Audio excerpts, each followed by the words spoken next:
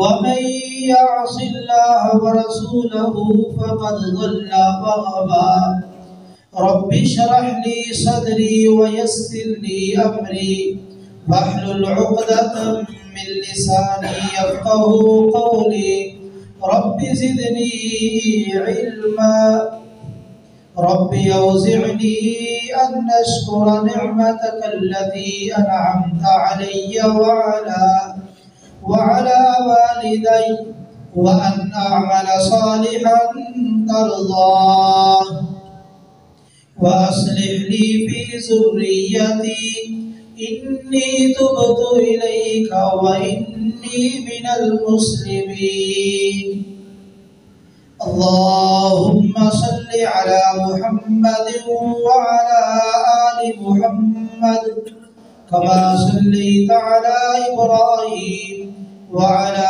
آل إبراهيم إنك حميد مجيد اللهم بارك على محمد وعلى آل محمد كما باركت على إبراهيم وعلى آل إبراهيم إنك حميد مجيد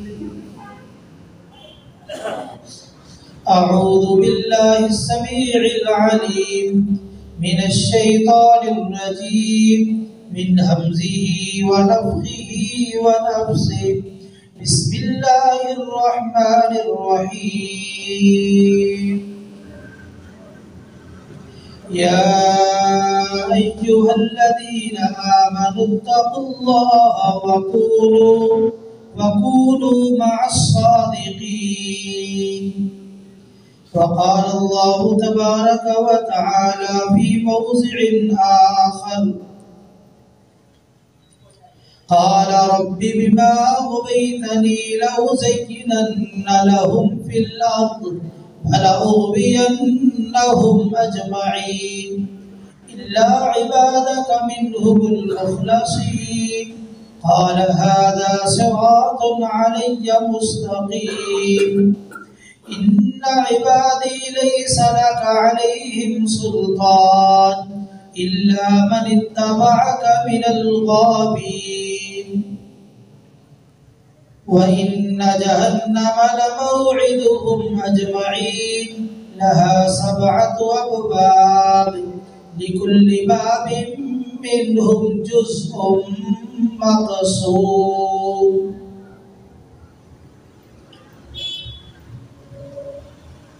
اللہ تعالیٰ قرآن مجید میں ارشاد فرماتے ہیں اے ایمان والو اللہ سے ڈر جاؤ اور سچوں کے ساتھ ہو جاؤ۔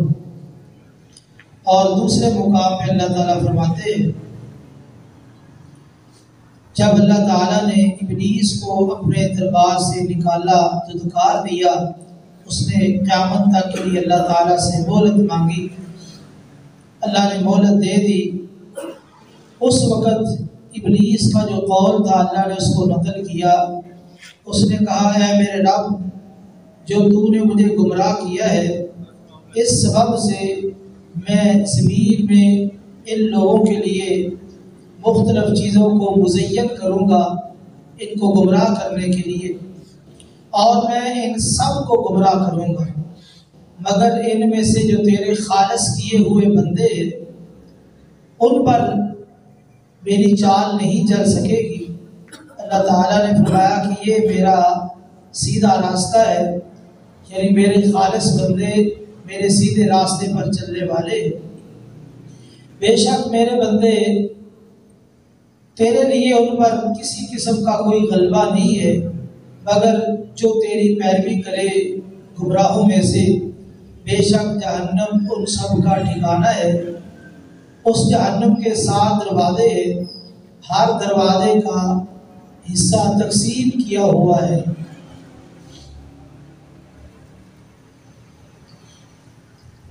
ہمارے معاشرے میں کئی قسم کی خرابیاں جنم لے رہی ہیں اور کئی قسم کے کلمات ہم نے بطور دلیل مشہور کر رکھے ہیں، اور جب بھی کوئی آدمی ہمیں سمجھانے کی کوشش کرتا ہے تو ہم وہ معروف اور مسلم جملہ قول پیش کر دیتے ہیں اور اپنی جان چھڑا لیتے ہیں۔ ان ناپسندیدہ جملوں میں سے ایک جملہ جیسا دیس ویسا بھیس، یہ عام طور پہ لوگ جملہ بولتے ہیں۔ ہم اس کو شرعی اعتبار سے دیکھیں گے کہ اس جملے کی کیا حیثیت ہے۔ ابھی قرآن مجید سے میں نے آپ کے سامنے ابلیس کا جو پالان ہے اس کا ذکر کیا۔ اس نے کہا تھا کہ میں ان انسانوں کے لیے مختلف چیزوں کو مزین کروں گا اور میں ان سب کو گمراہ کروں گا سوائے تیرے خالص کیے ہوئے بندوں کے۔ ابلیس نے گمراہ کرنے کے لیے مختلف طریقے اپنا رکھے اور وہ نت نئے انداز میں گمراہ کرنے کے پلان سازی کرتا رہتا ہے۔ جس طرح ہم نت نئے انداز میں چیزیں دیکھ رہے ہیں اور ایجادات دیکھ رہے ہیں، تو اسی طرح ابلیس بھی نئے نئے طریقے گمراہ کرنے کے ایجاد کرتا رہتا ہے۔ اور ابلیس مختلف طریقوں کو انسانوں کے لیے مزین کر دیتا ہے۔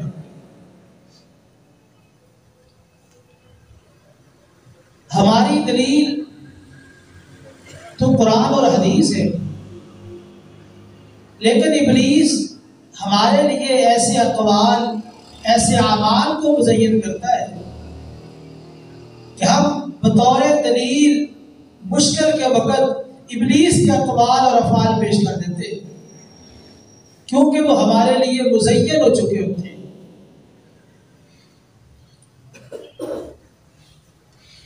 یہ ہمارے معاشرے میں خرابی پیدا ہو چکی ہے۔ اکثر لوگ یہ کہتے ہیں کہ جیسا دیس ویسا بھیس، ساری مارکیٹ بے ایمانی کر رہی ہے، میں امانتداری سے کام کروں گا تو میرا کاروبار نہیں چلے گا۔ سارے لوگ جھوٹ بولتے ہیں، میں اکیلا سچ بولوں گا تو میری کیا حیثیت ہے۔ اب وہ یومیہ کی بنیاد پہ اچھا خاصا کما لیتے ہیں اور میں سچ بولوں گا تو کتنے ہی رزق سے معروم ہو جاؤں گا۔ یا اس طرح ہم کئی مخلوط مجلسوں میں جاتے ہیں، وہاں جا کے ہم دیکھتے ہیں کہ سارے لوگ اس کو برداشت کیے ہوئے ہیں، میں اکیلا اگر مخالفت کروں گا، یہاں سے نکل جاؤں گا تو کسی کو کیا پرواہ ہے، بلکہ الٹا لوگ تبصرہ کریں گے اس کی سوچ دقیانوسی ہے، یہ پرانی سوچ کا مالک ہے۔ تو عمومی طور پہ ہم اپنا گناہ ماحول کے کھاتے میں ڈال دیتے ہیں، جی ماحول ایسا ہے، کیا کریں، ساری دنیا ایسے کر رہی ہے، سارے لوگ ہی ایسے ہیں، میں اکیلا کیسے بچ سکتا ہوں، میں اکیلا کیسے اپنے دین کو سلامت رکھ سکتا ہوں۔ تو ٹھیک ہے، جدھر سارے لوگ جا رہے ہیں میں بھی وہی کرتا ہوں، دیکھی جائے گی۔ تو یہ ہمارے معاشرے کے اندر عام طور پہ سلسلہ چل رہا ہے کہ ہم ماحول کے کھاتے میں گناہ ڈال کے اپنا دامن پاک کیے ہوئے ہیں اور اس قدر مطمئن ہے کہ اللہ کی بارگاہ میں بھی ہم یہ دلیل پیش کر سکیں گے کہ ماحول ہی ایسا تھا، ہم مجبور تھے، ہم اپنے آپ کو نہیں بچا سکے۔ تو آئیے قرآن اور حدیث سے ہم جائزہ لیتے ہیں، کیا ماحول دلیل بن سکتی ہے؟ کیا ماحول کے سامنے بندہ مجبور ہو سکتا ہے اور اللہ کی بارگاہ میں بطور دلیل پیش کرے کہ جی میرے پاس کچھ نہیں تھا، اختیار میں کچھ نہیں تھا، میں کیا کرتا؟ الیکشن کا دور ہے، تو آج بھی آپ دیکھیں کئی لوگ وہ سیاست کا حصہ بن چکے ہیں۔ یہ الگ مسئلہ ہے کہ سیاست کی شرعی نقطہ نظر سے حیثیت کیا ہے، یہ ایک الگ موضوع ہے، لیکن وہ سیاست کا نعرہ لگا کے یا سیاست میں داخل ہو کے وہ تمام تر اسلام کی جو شاعر ہیں ان کو پیچھے کر کے یہ وقتی طور پہ جو ماحول ہے اس کا حصہ بن چکے، ان کی موجودگی میں ڈھول ڈھپکا ہو جائے، ماحول ہی ایسا، کیا کرے؟ کوئی اور ایسا کام شرع کے خلاف سامنے آ جائے تو خاموش ہے جی، پورٹل ہے، کیا کرے؟ یعنی کئی ایسی چیزیں ہیں جو ہم ماحول کے کھاتے میں ڈال رہے ہیں، اپنے دین کے اندر، اپنے ایمان کے اندر، اپنے اسلام کے اندر مداہنت اختیار کر رہے ہیں، کمزوری دکھا رہے ہیں۔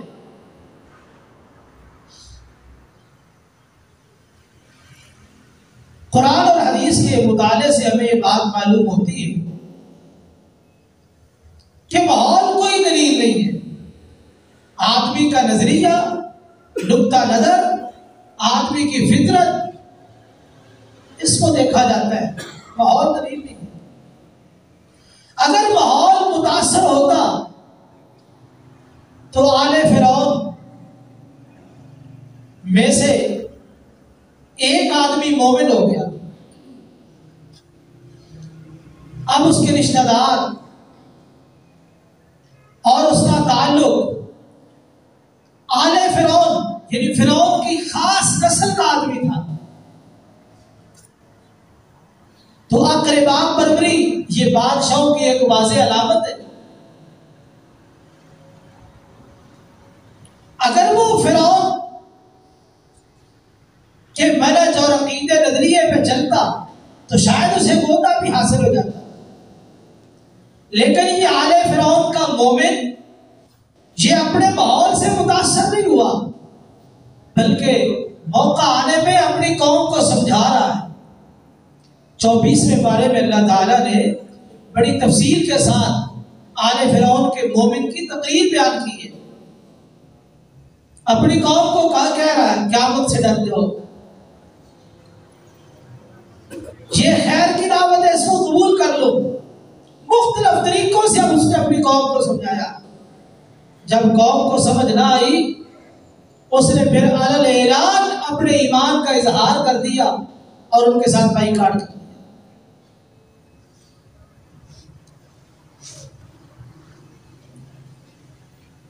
اور ماحول جو ہے اس کا صرف بہانہ ہوتا ہے، جس آدمی کی جو فطرت ہے، ہر آدمی اپنی فطرت کی طرف لوٹتا ہے۔ اب جو سامری ہے یہ بنی اسرائیلی تھا،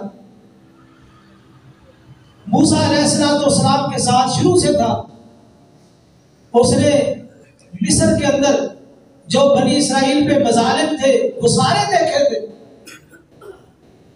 اور پھر اللہ تعالیٰ نے دریا کے اندر فرعونیوں کو غرق کیا، بنی اسرائیل کو امن و سلامتی کے ساتھ گزار دیا، یہ ساری نشانیاں دیکھ چکا تھا۔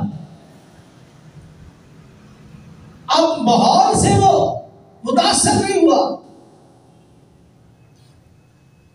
جب موسیٰ علیہ السلام تورات لینے کے لیے کوئی دور پہ گئے، اس ظالم نے پیچھے سے سونا جمع کر کے ایک بچڑا بنایا اور لوگوں کو کہا کہ اس کی عبادت کرو، اصل میں یہ معبود ہے۔ موسیٰ علیہ السلام تو نعوذ باللہ بھول گئے۔ دیکھو ماحول سارا نیک ہے، ایک نبی کا صحابی ہے اور پھر بعض معجزات دیکھ چکا چکا ہے. لاٹھی ماری پانی میں 12 راستے بن گئے. لاٹھی ماری پتھر پہ 12 چشمے نکل آئے.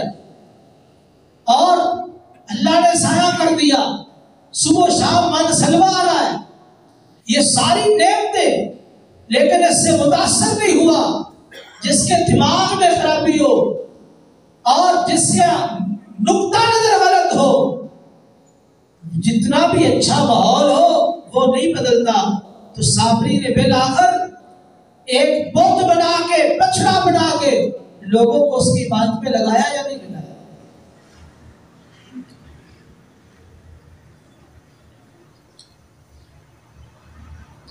سورہ یاسین کے اندر اللہ تعالیٰ نے ایک واقعہ ذکر کیا. ایک بستی کی طرف اللہ تعالیٰ نے 2 نبیوں کو بھیجا. انہوں نے قوم کو جا کے دعوت دی، قوم والوں کو سمجھایا. قوم والوں نے ان کی بات ماننے سے انکار کر دیا، بلکہ یہاں تک کہا کہ اللہ نے تمہیں ہماری طرف نہیں بھیجا. اللہ نے تائید کے لیے ایک تیسرا رسول بھیج دیا. فَعَزَّزْنَا بِثَالِثٍ، تیسرا رسول بھیجا. اب ان تینوں نے آ کے دعوت دی. قوم کو سمجھ نہ آئی، الٹا کہنے لگے کہ تمہاری وجہ سے ہمارے معاشرے میں نحوست آ گئی. اب نبیوں کی بات قوم نہیں مان رہی. تو قرآن کہتا ہے وَجَاءَ مِنْ أَقْصَى الْمَدِينَةِ رَجُلٌ يَسْعَىٰ، شہر کے کنارے سے ایک بندہ دوڑتا ہوا آیا. اس نے آ کے کیا کہا؟ اتبعوا من لا يسألكم اجرا، جو تم سے کسی اجر کا سوال نہیں کرتے تم ان کی پیروی کرو. ہدایت یافتہ ہے، اللہ کی طرف سے مبعوث کیے گئے، تم ان کی بات مان لو، ان کی اطاعت کر لو. اب دیکھیے پورا ماحول نبیوں کی بات کا انکار کر رہا ہے. اسی ماحول کا ایک فرد ہے، آپ مفسرین اس کا نام حبیب نجار لکھا ہے. خیر یہ نام ہو یا کوئی بھی نام ہو، اسی ماحول کا ایک باشندہ، ایک فرد وہ ماحول سے متاثر نہیں ہوا، بلکہ اس نے حق کو قبول کیا اور حق کا ساتھ دیا اور کہا لوگوں تم ان آنے والے رسولوں کی اتباع کرو. قوم والوں نے نبیوں کو چھوڑا، اس کو پکڑا کہ تو اپنا ہوگے، ہماری قوم کا ایک فرد ہوگے، ان کی حمایت کر رہا ہے، ہماری مخالفت کر رہا ہے. اتنا مارا کہ اس کو شہید کر دیا. قرآن مجید نے ذکر کیا جب اس کی روح پرواز کر گئی تو اللہ تعالیٰ کا قیل ادخل الجنہ، ادخل الجنہ، جنت میں داخل ہو جا. تو آپ اندازہ لگائیں کہ پوری قوم غلط نہیں ہوتی. جس نے غلط معاشرے میں بھی رہ کے اپنے آپ کو درست رکھنا ہے وہ رکھ سکتا ہے. یہ ایمان کی کمزوری ہے. یہ ہم نے گناہ کرنے کے لیے ایک بہانہ ڈھونڈا ہے، جیسا دیس ویسا بھیس. یہ تو منافقوں کی عادت ہے. قرآن مجید میں اللہ فرماتے ہیں وَإِذَا لَقُوا الَّذِينَ آمَنُوا قَالُوا آمَنَّا، ایمان والوں کے پاس آتے ہیں کہتے ہم ایماندار ہیں. اور جب شیاطین کے پاس جاتے ہیں وَإِذَا خَلَوْا إِلَىٰ شَيَاطِينِهِمْ، اپنے شیطانوں دوستوں کے پاس جاتے ہیں قَالُوا إِنَّا مَعَكُمْ، ہم تمہارے ساتھ ہیں. اور ہم جو مسلمانوں کے پاس جاتے ہیں اور ان کو کہتے ہیں کہ ہم ایمان لائے، ہم تو مذاق کرتے ہیں. یہ منافقوں کی روش ہے، منافقوں کا غلیظ طریقہ ہے کہ وہ ہر ماحول میں اسی طرح کے بن جاتے ہیں. مومن مسلمان وہ جس ماحول میں بھی ہو نمایاں ہوتا ہے، اس کا کردار نمایاں ہوتا ہے، اس کا اخلاق نمایاں ہوتا ہے، اس کے اقوال نمایاں ہوتے ہیں. دلیل بنا کے گناہ کرنا، ماحول کو دلیل بنا کے اسلام کے قوانین کو پس پشت ڈالنا، یہ بہت بڑا جرم ہے۔ آپ آنے والی نسلوں کو کیا سبق دے رہے کہ ہمارا دین وہ ایک مکس دین ہے۔ کئی لوگ کہتے ہیں کہ دنیا بھی تو رکھنی ہے نا، کیا کہتے ہیں؟ دنیا بھی تو رکھنی ہے۔ انبیاء کی دعوت کیا تھی؟ اس میں دین کو مقدم رکھا گیا دنیا کو۔ دنیا سے بائیکاٹ کرنے کا حکم نہیں ہے۔ دنیا کے ساتھ وابستگی، تعلق، دنیا کمانا، حاصل کرنا، یہ سب کچھ درست ہے، لیکن دنیا مؤخر ہے، دین مقدم ہے۔ دین کے دائرے میں رہ کے دنیا کماؤ، دین کے دائرے میں رہ کے دنیا کی نعمتوں سے فائدہ اٹھاؤ۔ جو دین کے دائرے سے نکل جائے اور پھر کہے کہ میں نے دنیا بھی رکھنی ہے، یہ دیندار نہیں، منافق شخص ہے۔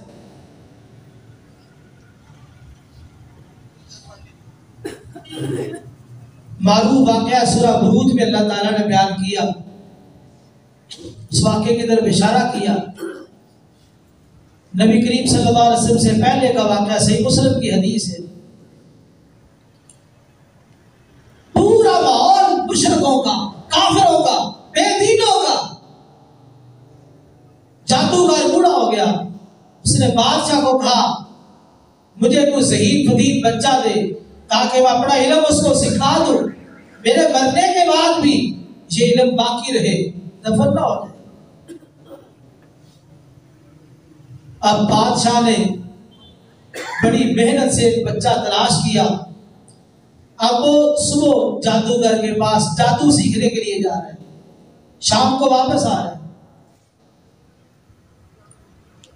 راستے میں ایک راہب ہے۔ اب راہب کے پاس وہ بچہ تھوڑی دیر کے لیے رک جاتا، وہ دینی باتیں اس کے سامنے پیش کرتا۔ اس طرح بچے کو کچھ تاخیر ہونے لگی جادوگر کے پاس۔ جادوگر آگے سے جھڑکتا، واپسی میں رکتا، گھر آنے میں تاخیر ہوتی تو گھر والے جھڑکتے۔ بچہ پریشان ہوا، اس نے راہب سے بات چیت کی کہ میں آپ کے پاس رکتا ہوں صبح شام، کچھ تاخیر ہو جاتی ہے جس کی وجہ سے آگے سے مجھے جھڑکا جاتا ہے۔ تو راہب نے ایک طریقہ بتایا کہ اگر آپ جادوگر کے پاس جائیں، تاخیر ہو جائے، اس کو کہنا گھر دیر ہو گئی تھی۔ گھر والوں کے پاس جائیں، وہ پوچھے تو کہ ادھر دیر ہو گئی تھی۔ اس طرح یعنی اپنا دین کا سلسلہ جاری رکھ۔ کرتے کراتے اللہ تعالیٰ نے اس بچے کو دین کے علم سے نوازا۔ اب پورا ماحول کافروں کا، مشرکوں کا، بے دینوں کا ہے۔ اس ماحول میں یہ بچہ انتخاب ہوا ہے جادو سیکھنے کے لیے۔ اسی ماحول سے یہ ایک بچہ جو دین سیکھ گیا ہے۔ تو ماحول جتنا بھی برا ہو اس کو دلیل نہیں بنایا جا سکتا۔ یہ بچہ دین سیکھ گیا، اللہ تعالیٰ نے اس کو علم بھی عطا کر دیا اور اللہ تعالیٰ نے اس کو صاحب کرامت بھی بنا دیا۔ ایک دن راستے میں یہ بچہ جا رہا ہے، آگے لوگ رکے ہوئے، ٹریفک جام ہے۔ کیا ہوا جی؟ یہاں کو بہت بڑا اصلاح ہے، ادھر کے لوگ ادھر نہیں جا سکتے، ادھر کے ادھر نہیں جا سکتے۔ بچے نے کہا کہ آج اللہ نے موقع دیا ہے آزمائش کرنے کا، اس راہب کا دین سچا ہے یا جادوگر درست ہے۔ اس بچے نے ایک پتھر اٹھایا، اب لوگ دیکھ رہے، کوئی قریب نہیں جا رہا۔ پتھر اٹھا کے اس بچے نے کہا اللہ اگر اس راہب کا دین سچا ہے، اس پتھر کے ساتھ اس کو قتل کر دیں۔ جب پتھر مارا وہ اژدہا مر گیا۔ اب لوگوں نے تو سر پہ اٹھا لیا، بڑی عزت توقیر کی۔ اب کئی لوگ اس کے پاس آنے لگ گئے۔ اللہ تعالیٰ نے اس کو جو اگلی کرامت نصیب کی، یہ جس کے لیے دعا کرتا اللہ تعالیٰ اس کو وہ چیز عنایت کر دیتے۔ اب بیمار اس کے پاس آ رہے، جی میرے لیے دعا کرے۔ اب وہ کہتا آپ ایسے کریں، پہلے کلمہ پڑھے، مسلمان ہو جائے، میں آپ کے لیے دعا کروں گا، اللہ رحمت فرما دے گے۔ اب لوگ آتے مسلمان ہوتے، یہ دعا کرتا اللہ رحمت فرما دے گے۔ بادشاہ کا وزیر نبینا ہو گیا، اس کو پتا چلا کہ اس طرح ہمارا جو بچہ جو جادو سکھانے کے لیے بھیجا تھا وہ بڑا قابل کار ہے۔ بڑے تحفے تحائف لے کے بچے کے پاس یہ وزیر پہنچا، کہا آپ ایسے کرے، یہ سارے تحفے تحائف آپ کے لیے، مجھے شفا دے دے، بینائی واپس کر دے۔ کہا میں تو شفا نہیں دیتا، شفا تو میرا اللہ دیتا ہے، آپ کلمہ پڑھے مسلمان ہو جائے، میں دعا کروں گا اللہ مہربانی فرما دیں گے۔ کلمہ پڑھا، مسلمان ہو گیا، بچے نے دعا کی، اللہ نے بینائی واپس کر دی۔ جب یہ بادشاہ کے دربار میں پہنچا تو بادشاہ نے وزیر کو دیکھا تو حیران ہوا، تو نبینا ہو چکا تھا، بینائی کہاں سے ملی ہے؟ کہا میرے اللہ نے دی ہے۔ بادشاہ کہتا ہے میرے علاوہ بھی کوئی اور اللہ ہے؟ کتنا متکبر شخص، میرے علاوہ بھی کوئی اور اللہ ہے؟ کہا ہاں، جو میرا بھی خالق ہے تیرا بھی خالق ہے۔ اچھا تو نے یہ سبق کہاں سے سیکھا ہے؟ کہا یہ بچہ جادو سکھانے کے لیے ہم بھیجا کرتے تھے، اس بچے نے مجھے یہ سبق سکھایا۔ بچے کو لایا گیا۔ اب بچے کو لایا گیا، بادشاہ نے کہا یہ تو نے سبق کہاں سے سیکھا ہے؟ حالانکہ راہب نے منع کیا تھا بچے کو کہ تو نے میرا ذکر نہیں کرنا۔ کافی بچے کو ڈرایا دھمکایا گیا، بالآخر اس بچے نے اس راہب کا پتہ بتایا، اس راہب کو لایا گیا۔ بادشاہ نے کہا دین چھوڑتا ہے کہ نہیں؟ اس نے کہا کبھی چھوڑنے کے لیے تیار نہیں۔ اسی وقت آرا لایا گیا، اس کے جسم کے 2 ٹکڑے کر دیے گئے۔ وزیر کو بلایا،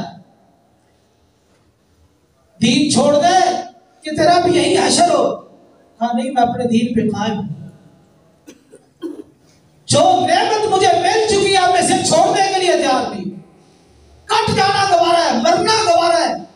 خیر آرے کے ساتھ اس کو بھی چیر دیا گیا، 2 ٹکڑے ہو گئے۔ بچے کو لائے گا، بچہ ہے، ڈرا دھمکا کے اس کو ہٹا لیں گے دین سے، لیکن پتہ نہیں ہے کہ ایمان کی روشنی، یہ عقیدہ، نظریہ، منہج اتنا پختہ ہوتا ہے کہ انسان جان دے دیتا ہے، ایمان ہاتھ سے نہیں جانے دیتا۔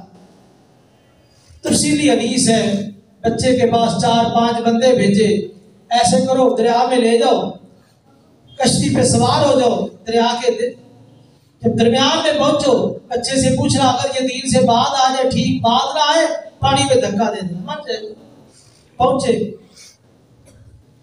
جب دریا کے درمیان میں پہنچے، بچے کو معلوم ہوا کہ اب یہ میرے ساتھ کو واردات کریں گے۔ اس نے اللہ سے دعا کہ اللہم اکفنیہم بما شئت، اے اللہ یہ میرے خلاف جو منصوبہ بنا کے آئے ہیں تو میری مدد فرما، اللہم اکفنیہم بما شئت، تو میری مدد کر۔ کشتی چکولے کھانے لگی، سارے فوجی مر گئے، بچہ محفوظ ہے۔ کشتی پہ واپس آیا، پھر بادشاہ کے پاس، تو پھر آ گیا، باقی کدھر ہے؟ کہا اللہ نے ان کو ہلاک کر دیا۔ اور 4-5 بندے بھیجے، پہاڑ کی چوٹی پہ لے جاؤ، اگر یہ دین چھوڑ دے ٹھیک، نہ چھوڑے وہاں سے اس کو دھکا دے دینا، مر جائے گا، ہڈیاں ٹوٹ جائیں گی۔ پہاڑ کی چوٹی پہ پہنچے، کہا دین چھوڑنا ہے کہ نہیں؟ بچے نے وہی دعا کہ اللہم اکفنیہم بما شئت، اے اللہ یہ مجھے مارنا چاہتے ہیں، تو مجھے بچا کے دکھا، میری مدد فرما۔ پہاڑ نے ہلنا شروع کیا، یہ سارے فوجی گرے، مر گئے، بچہ پھر بادشاہ کے پاس۔ بچے نے کہا تو مجھے نہیں مار سکتا، اگر مجھے مارنا ہے تو اس کا ایک ہی طریقہ ہے۔ کیا طریقہ ہے؟ لوگوں کو جمع کر، بہت بڑا میدان ہو، لوگ جمع ہو، اسٹیج لگا ہو، سارے لوگ ہمیں دیکھ رہے ہو، پھر طریقہ بتاؤں گا۔ بادشاہ عقل مند بھی بڑے ہوتے ہیں، پاگل بھی بڑے ہوتے ہیں۔ اس نے لوگوں کو جمع کیا، اعلان کر دیا، دنیا جمع ہو گئی، بہت بڑا میدان سج گیا۔ بلند جگہ پہ کھڑے، اسٹیج پہ دنیا دیکھ رہی ہے۔ کہا یہ میرا ترکش ہے، اس سے تیر نکالا۔ کہا یہ کلمہ کہہ کے مجھے تیر مار، بسم اللہ ربی ھذا الغلام، میں اس بچے کے رب کے نام کے ساتھ تیر مار رہا ہوں، اس طرح تم مارے گا تو میں مروں گا۔ خیر بادشاہ نے جب یہ کلمہ کہا تو بادشاہ کے کلمے کو بآواز بلند کہا گیا کہ بادشاہ سلامت اس کلمے کے ساتھ تیر مار رہے ہیں، بسم اللہ ربی ھذا الغلام، اس بچے کے رب کے نام کے ساتھ میں تیر چلا رہا ہوں۔ تیر چلایا، بچے کی کان پٹی پہ لگا، اس نے ہاتھ رکھا، وہ جام شہادت نوش کر گیا۔ بادشاہ اپنے محل میں گیا، پیچھے سے اطلاع ملی کہ لاکھوں کی تعداد میں لوگ مسلمان ہو گئے۔ اب ماحول کوئی چیز نہیں ہے، ماحول کی کوئی حیثیت نہیں ہے، ایک بچہ لاکھوں لوگوں کی ہدایت کا ذریعہ بن گیا۔ آپ اپنے منہج پہ قائم ہو جائے، اپنے نظریے پہ قائم ہو جائے، جھوٹی موٹی سیاست اور جھوٹی موٹی چیزیں آپ ان کو دلائل پر بنا کے آپ کہتے ہیں کہ نہیں جی میں کیا کروں، آپ دین کو تھامے، مسلمان بڑے، مضبوط مسلمان بڑے، استقامت اختیار کرے۔ حکومتیں تمہارا مقابلہ نہیں کر سکے گی، لیکن ہمارا ایمان کمزور ہو چکا ہے، ہم مداہنت اختیار کر چکے ہیں، کمزور ایمان والے بن چکے۔ ایسا کر لو، ایسا جی کیا کریں، ماحول ہی ایسا ہے، جی کیا کرے، ماحول ہی ایسا ہے۔ چھوٹا سا بچہ ہے، اس نے تاریخ رقم کر دی، بچہ تو جام شہادت نوش کر گیا، لیکن لاکھوں لوگوں کی ہدایت کا ذریعہ بن گیا۔ اور یہ دیکھنے والے لوگ کتنے پکے مومن بڑے۔ تفسیری روایات کے مطابق یہ بادشاہ بڑا ظالم تھا، اس نے کہا ایسے کرو، راستوں کے ارد گرد خندقیں کھود دو، خندقیں کھود دی گئی، آگ جلا دو، آگ جلا دی گئی۔ کہا جو یہاں سے آدمی گزرے اس سے پوچھو مسلمان ہے کہ کافر، یعنی اگر مسلمان ہے اللہ پہ ایمان رکھتا ہے تو اس کو کہو یہاں چھوڑ دے یا آپ تجھے آگ میں ڈالنے لگے ہیں۔ کوئی بات نہیں، تفسیری روایات میں ہے ایک ایک دن میں ان ظالموں نے 30 ہزار مومن مردوں کو، مومن عورتوں کو آگ میں زندہ جلا دیا۔ انہوں نے یہ تو گوارا کر لیا، لیکن رب پہ ایمان اور عقیدہ تو ہی اس کو چھوڑنا گوارا نہیں کیا۔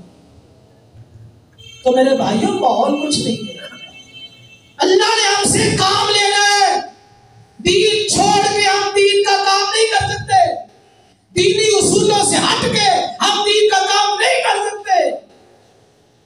یہ ہماری خام خیالی ہے، ماحول اثر انداز ہوتا ہے۔ یوسف علیہ السلام کا واقعہ آپ سب نے سنا ہے، امراۃ العزیز، عزیز مصر کی بیوی فریفتہ ہو گئی، بند کمرے میں رہ گئی، کئی دروازے، مفسرین نے کہا کہ 7 دروازے اس نے بند کیے، غلقت الابواب، تغلیق اس میں مبالغہ پایا جاتا ہے، صرف کنڈیاں نہیں لگائی بلکہ تالے لگا دیے، بند کمرے میں 7 دروازے بند ہیں۔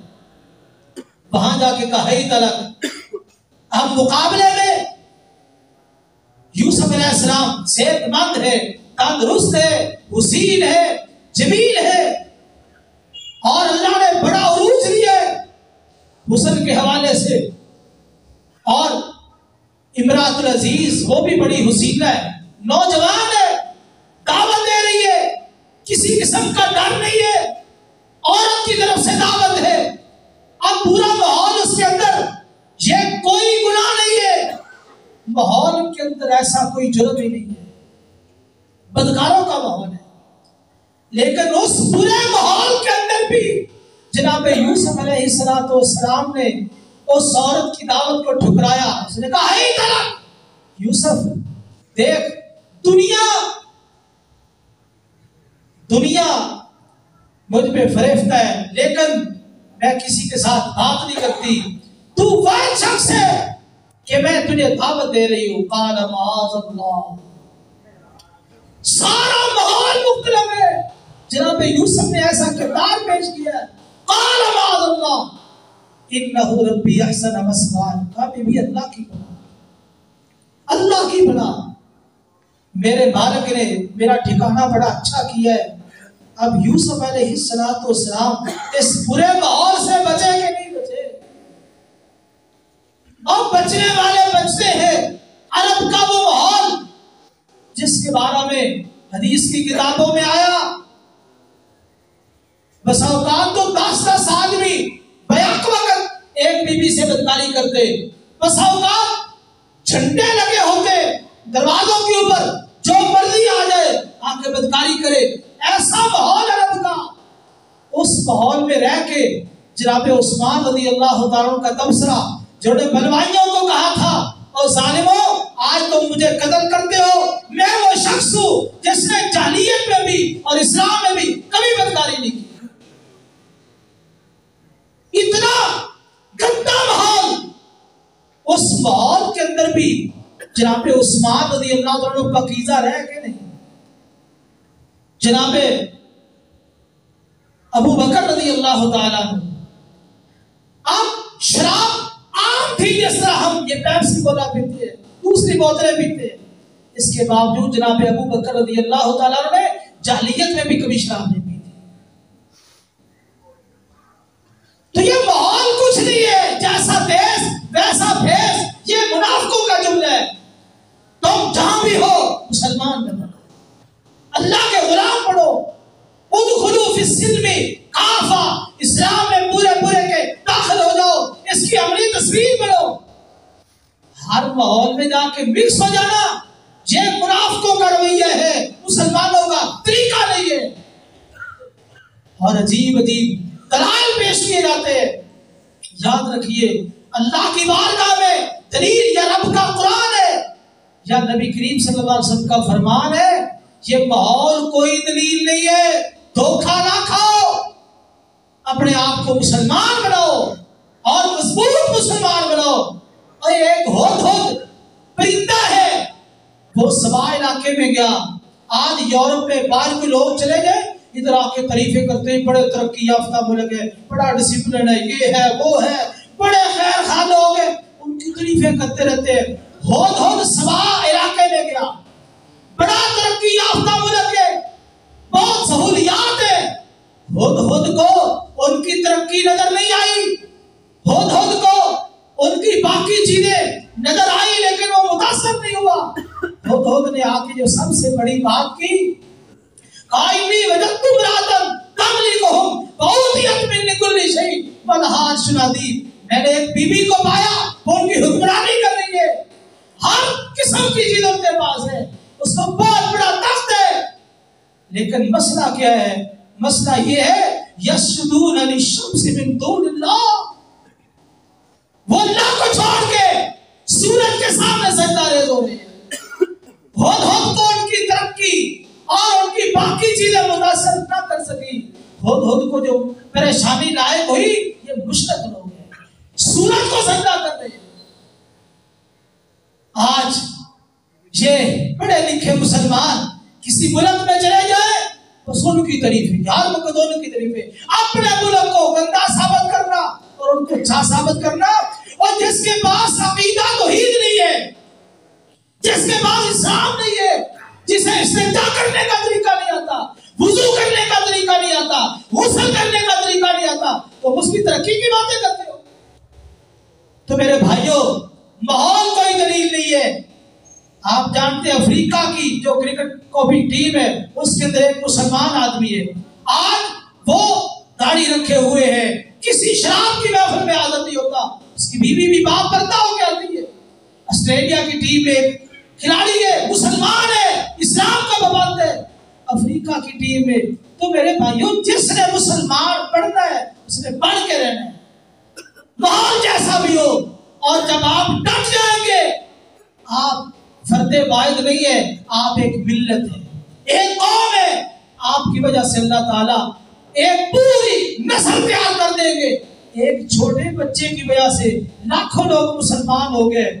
اگر ہم دین پہ ڈٹیں گے تو کیا خیال آج لوگ مسلمان نہیں ہوں گے، صحیح عقیدے پہ قائم نہیں ہوں گے۔ تو آج جھوٹی موٹی سیاست کا سہارا لے کے آج غیر شرعی مجلسوں میں حاضر ہونے والوں، ڈر جو اللہ کے عذابوں سے، وَإِذَا رَأَيْتَ الَّذِينَ يَخُوضُونَ فِي آيَاتِنَا فَأَعْرِضْ عَنْهُمْ، قرآن کہتا ہے جب تم ایسی مجلس میں جاؤ جہاں ہماری آیات کا مذاق اڑایا جا رہا ہے، اعراض کر لو، پیچھے ہٹ جاؤ۔ ایسی مجلسوں میں شریک ہونا تمہارا کام نہیں ہے۔ اور محمد رسول اللہ صلی اللہ علیہ وسلم نے ارشاد فرمایا تھا، لوگوں جو ہم سے عہدہ مانگتا ہے ہم اسے عہدہ نہیں دیتے۔ کیا فرمایا؟ جو عہدہ ہم سے مانگتا ہے ہم اسے عہدہ نہیں دیتے۔ حدیث کا ذخیرہ اٹھا کے دیکھو، جتنے بھی لوگ آئے جنہوں نے عہدہ مانگا حضور نے اسے عہدہ نہیں دیا۔ آج دیندار طبقہ اس سیاست میں اتر کے جو آج تک وہ بیان کرتے تھے عہدہ مانگنا درست نہیں، آج وہی لوگوں سے ووٹ مانگ رہے ہیں۔ یا تو حدیث کے ذخیرے سے نکال دو، کیا چیز ہے، کیا جواب ہے۔ رسول اللہ صلی اللہ علیہ وسلم نے اسلام کے اصول بیان کیے، میں نے پہلے بھی بیان کیا، ہمارا نظام اسلام ہے، اس کے اندر خیر و برکت ہے اور اس کے اندر فوائد و ثمرات ہے۔ یہ جمہوری نظام ہمارے گلے کا ہار بنایا گیا، ہم اس میں مجبور ہیں۔ ہمارا کام یہ ہے ہم افراد کو تیار کریں، افراد کی ذہن سازی کریں اور ان کو صحیح مسلمان بنائے۔ جب اللہ تعالیٰ مناسب سمجھے گا ہمیں حکومت بھی عطا کر دے گا۔ حکومت بنانا یہ ہماری ذمہ داری نہیں ہے، ہماری ذمہ داری جس طرح بیان ہے افراد پہ محنت کی ہے، قوم تیار کی ہے، جب قوم تیار ہوگی پھر ریاست بن گئی، حکومتیں کام ہوگی۔ تو یہ دھوکہ ہے اور اس دھوکے میں کئی لوگ پڑ چکے ہیں۔ تو میرے بھائیوں آج کا جو موضوع میں نے آپ کے سامنے رکھا، جیسا دیس ویسا بھیس، یہ جملہ منافقوں کا جملہ ہے اور بڑا ہی خطرناک جملہ ہے۔ مسلمان گھر میں بھی مسلمان ہے، بازار میں بھی مسلمان ہے، دکان پر بھی مسلمان ہے اور زندگی کے ہر شعبے میں وہ مسلمان ہی ہے۔ کوئی بھی کام کر رہا ہے مسلمان، اس لیے مسلمان بنو، ادخلوا فی السلم کافہ، اسلام میں پورے کے پورے داخل ہو جاؤ۔ اللہ سے دعا ہے اللہ ہم سے راضی ہو جائے اور ہمیں صحیح معنوں میں مسلمان بنا دے۔